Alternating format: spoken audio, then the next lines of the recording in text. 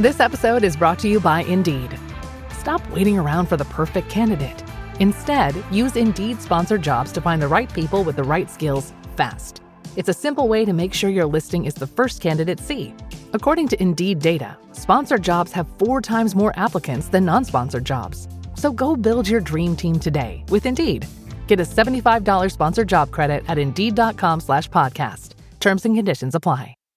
If we knew more about our sleep, what would we do differently? Would we go to bed at a consistent time or take steps to reduce interruptions to our sleep? With Sleep Score, Apple Watch measures your bedtime consistency, interruptions, and sleep duration. Then, every morning it combines these factors into an easy-to-understand score from 1 to 100. So you'll know how to take the quality of your sleep from okay to very high. Know your sleep score with Apple Watch. iPhone 11 or later required.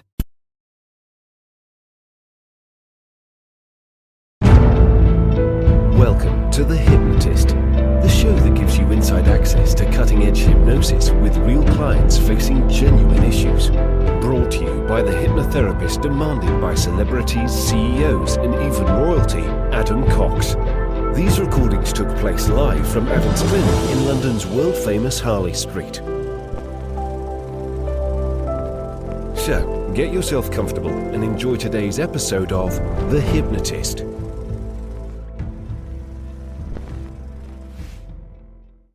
Do you often have anxiety attacks or panic attacks? Or even if they're infrequent, you know how horrible they can feel? Well, this is a hypnosis session, unlike most of my other hypnosis sessions, that is actually designed to be used while you're experiencing an anxiety attack or a panic attack. It's Adam here, and the client I was working with would have them normally a few times per month. So they wanted a recording that they could listen to, keep it on their phone, and then if they were experiencing the early stages of a panic attack, they could start listening immediately, either to reduce the intensity of the anxiety attack or reduce how long the anxiety attack lasted. It's about 15 minutes long, and that matches with how most anxiety tends to last. The body can produce adrenaline for about 20 minutes. So although you can have low levels of anxiety for a long period of time, you can have that hypervigilance. Generally, panic attacks or anxiety attacks, they don't tend to last that long at that kind of level 8, 9, 10 out of 10 severity. So if you can relate to this, I would encourage you to listen to this now for priming, but then save it somewhere so that if you are having some form of anxiety or some kind of panic, you have it as a resource. It utilizes things like breathing, so breath work, but also mindfulness, focusing on different things and having the suggestion that all anxiety is temporary. There hasn't been one person on the planet that has had a lifelong panic attack. All panic attacks, all anxiety attacks are temporary and they are manageable. And the moment you have the belief that they are temporary and manageable, that also reduces the intensity, because most evaluations of a panic attack are false evaluations that catastrophize. So having the evaluation that it is temporary and manageable itself becomes a self-fulfilling prophecy to reduce intensity. So keep this one saved if you are prone to anxiety attacks or panic attacks, and that way you have it locked and loaded if you ever need it. If you do want something bespoke and customized for you, most of these sessions were created for clients that I actually worked with. So if you like the idea of working with me and you've not really known about it or not sure that you could, check out the show notes here or visit my website, adamcox.co.uk, and there you're going to find out exactly all the different ways in which you can work with me directly, so that rather than just listening to me on a podcast, you can actually work with me one-on-one. For now, though, find a quiet, comfortable place where you won't be distracted or disturbed. Relax and enjoy the session.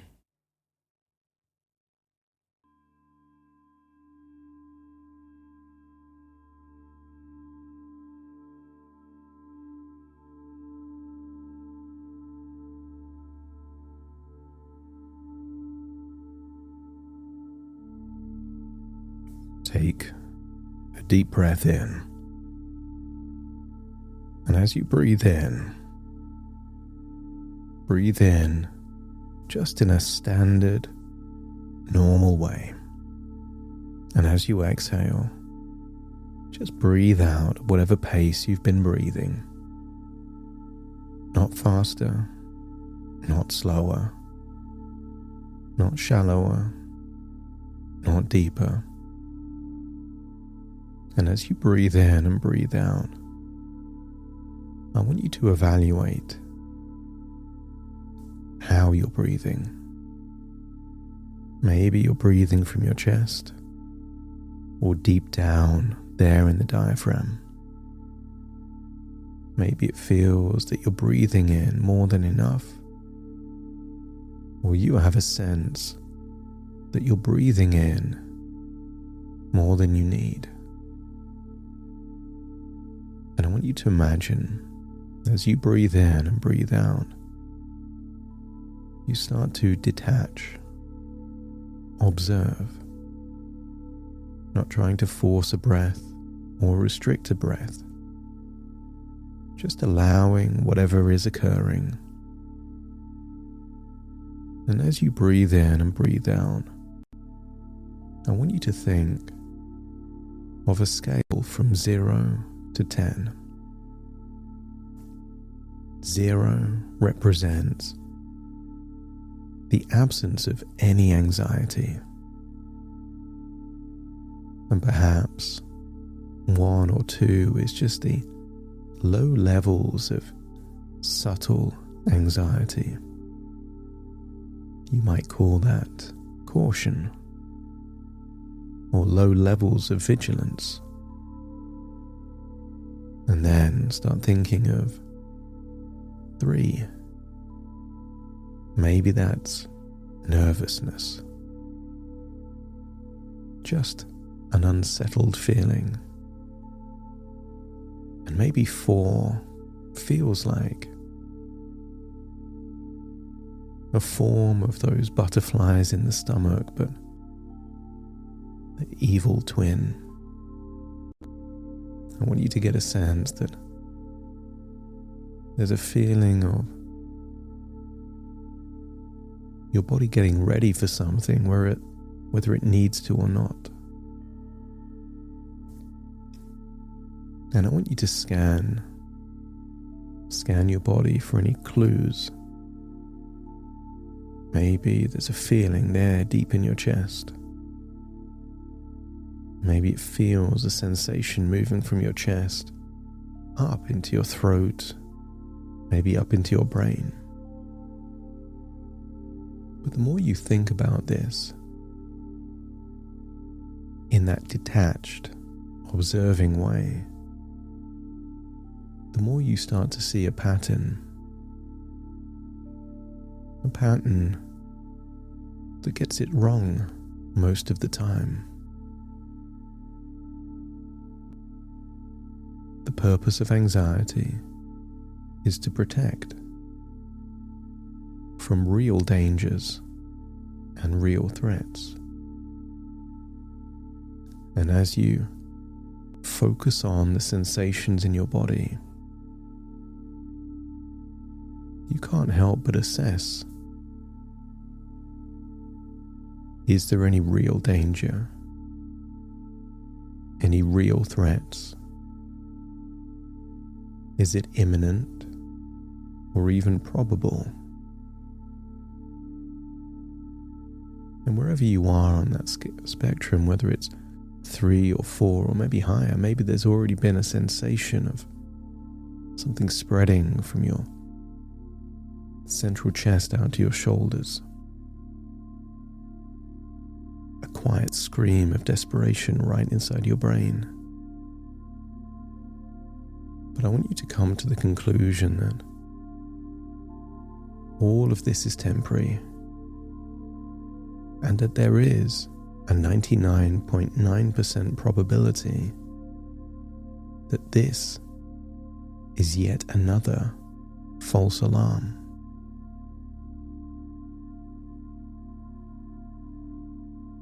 Every time you breathe out, just give permission to breathe out a little longer. And when you breathe in that feeling of relaxation. I want you to imagine that sometimes things can happen to stop things getting too far. I want you to imagine the kind of bomb that you would see in a cartoon. You've seen them in those Tom and Jerry type of cartoons. A black circular bomb with a long fuse. But just because a fuse is lit doesn't need to mean it's exploding. Just imagine that even if the sequence has started, you could imagine putting out that fuse so the explosion of anxiety never occurs. Breathing in relaxation, exhaling tension, each breath takes you down a notch. You could imagine anxiety as waves. Not all waves are big, but all waves are temporary. And I want you to imagine that there are so many things you could focus on right now. You can focus on your breathing, but you could also focus on your surroundings. I want you to think of all the things that you could see and then just pick out five. 5 things that you can see. Look for colors. Look for shapes. And each time, label them. That's it. And then focus on 4 things that you can touch. And then actually touch them. And just aim for different textures. Some things might be rough and some things might be smooth. Some things might be warmer, some things might be colder. That's it. And now focus on 3 things that you can hear. Maybe it's my voice right now, or the music in the background. But if you focus really hard, there might be sounds around you. And as you focus on what you can hear, I want you to think,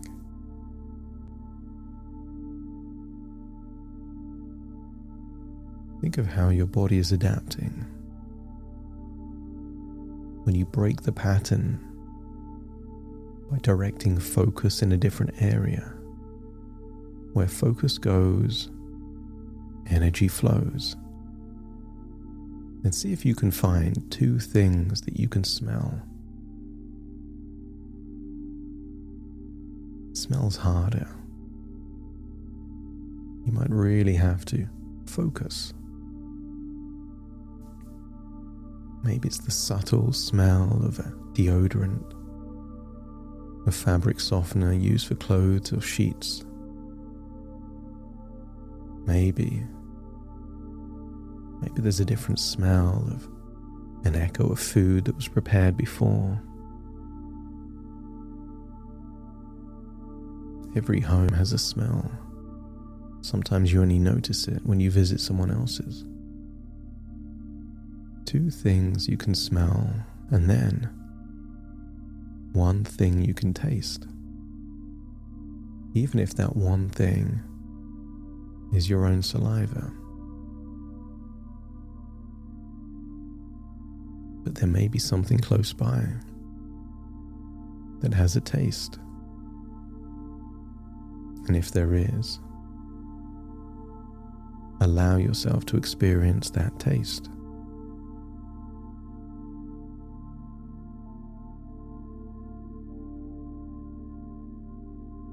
That's it. And know that you can go through this process whenever you choose, how often you choose. But sometimes you only notice that whatever that sensation of anxiety was has already become lower by thinking of 5 things you can see, 4 things you can touch, 3 things you can hear, 2 things you can smell, and 1 thing you can taste. And each time you have that long outward breath, or focus your attention on one of your senses, knowing full well that all anxiety is temporary, all anxiety is manageable. Don't be surprised if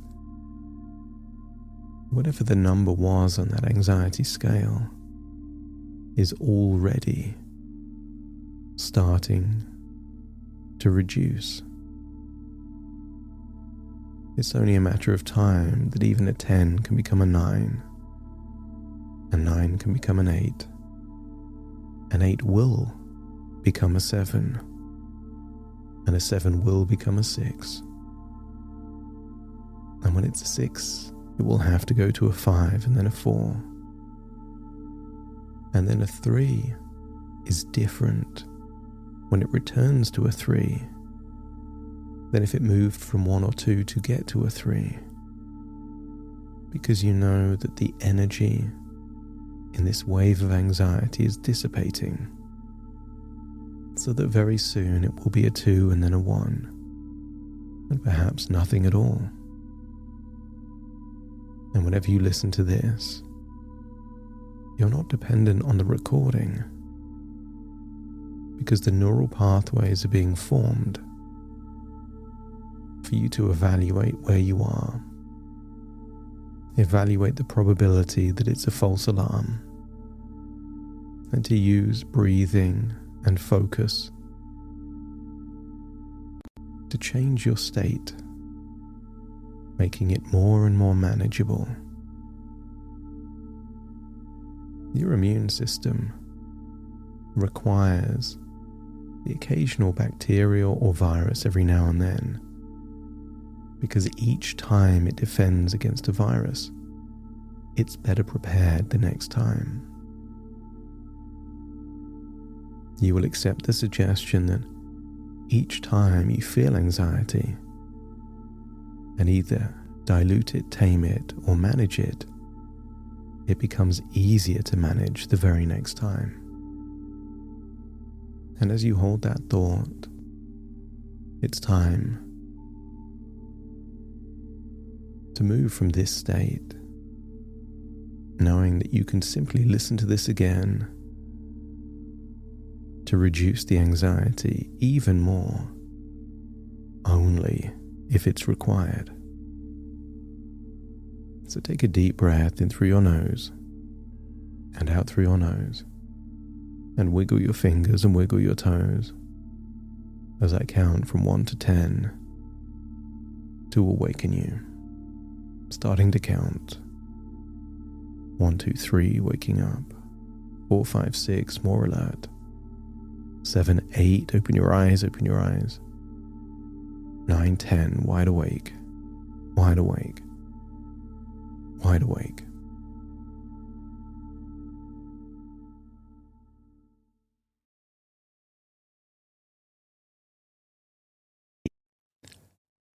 Thank you so much for joining me on today's episode of The Hypnotist. If you've enjoyed this episode or got some value from it, please give it a 5-star rating and review. And maybe you know someone that would also benefit from this particular episode, in which case share the episode with them so they can also get the benefit too. And if you would like to listen to this episode where it's just the hypnosis, so no intro, no outro, no explanation, just the hypnosis and completely ad-free, there will be a link in the description where you can subscribe at a very low cost and only get access to the hypnosis. So if that's of interest, please check that out. Thank you again for being a regular listener of The Hypnotist, and I'll see you again soon for more.